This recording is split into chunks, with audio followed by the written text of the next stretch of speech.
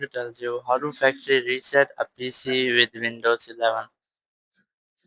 If you are using Windows 11 and you want to reset your PC, so let's see how can you do that.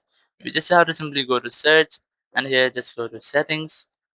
Now once you are in settings, you just have to look to system, click on system, and here just look for recovery. Here's the recovery option, just select this. Now once you are in recovery section, you might see the option of reset this PC or choose to keep or remove your personal files, then reinstall Windows. So you just have to click on reset PC, and once you have done, you will see two options. The very first is keep my files, and the second is remove everything. So if you want to keep your personal files but remove app and settings, you can select the first one, or if you want to remove everything from your PC, so you have to select the second and your reset will be processed. So in this way you can easily completely factory reset your PC with Windows 11. Thank you very much for watching the video. Until next video, bye bye.